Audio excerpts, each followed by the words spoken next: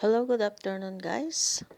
At the moment ay magluluto tayo ng ginataang gulay. Ang iluluto nating gulay ngayon ay guys ay ampalaya, sitaw, pumpkin, at at talong, tas may konti siyang sahog na karne.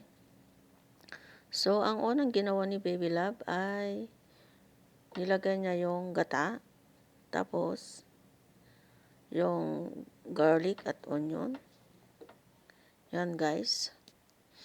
Tapos papakulon lang yung gata guys. Nilagay na rin niya yung sahog. So pinapakuluan niya yung gata. Pagkatapos makuluan ay ilalagay niya yung mga gulay-gulay guys. Masarap kasi siyang magluto ng gata guys. Hindi ako marunong. Marunong lang akong kumain. At ako ang tagakain. Alam ko din naman guys magluto kaso mas masarap siyang magluto. Yan ang aming gulay-gulay. Tapos nilagyan na ng asin. Asin lang guys ang nilalagay niyang panlasa. Tapos yung black pepper guys. So, yan. Papakuluan. At sigurado na naman guys na marami na namang mauubos na kanin dito. Dahil masarap magluto si Baby Love. So, magluto-luto-luto. Yes, yan guys. Basta pakukulan lang natin guys. Yung medyo magkun siya. Medyo lumapot ng konti guys. Saka natin ilalagay yung mga gulay-gulay. So, yan na nga guys. Lalagay na natin ang ating gulay. Pinagsabay-sabay na ni Baby Loves yung mga gulay guys. Yan. Tapos halo-haloin lang guys hanggang sa lumapot siya at maluto yung mga gulay. Hindi niya tinatakpan niya guys, pero hindi yung talagang saradong-sarado. Kasi pag yung hindi raw siya lalapot. So, ganyan lang ang pagluluto niya guys.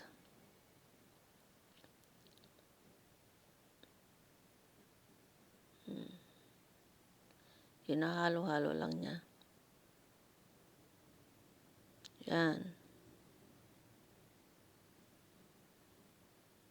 Sigurado namang marami tayong makakain nito guys. Kasi masarap na naman ang ating ulam. Nilagyan din niya guys ng sili.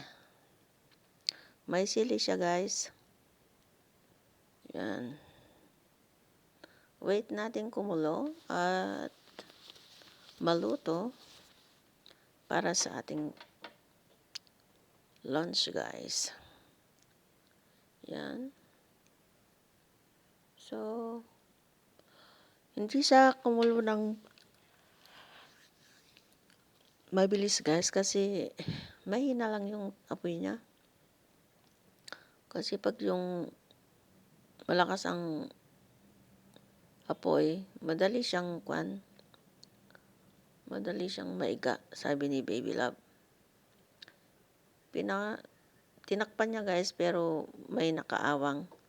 Ilagay niya doon yung sandok para hindi siya na takpan ng full.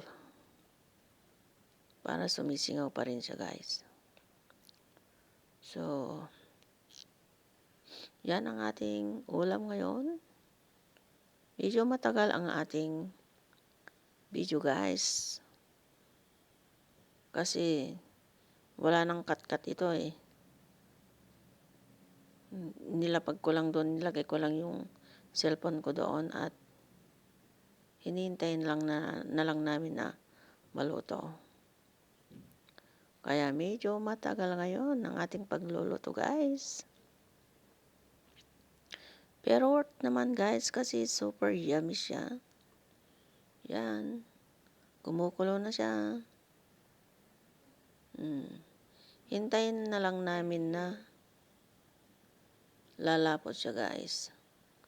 Pag lumapot, okay na siya. Pwede nang kainin ang ating ginataang gulay.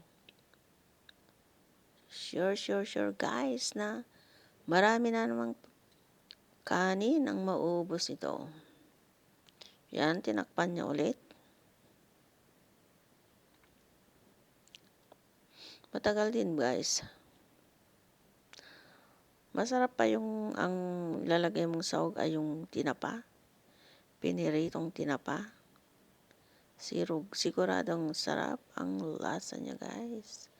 Pero masarap na rin ito guys kasi naubos naman namin. So, wait lang natin guys na lumapot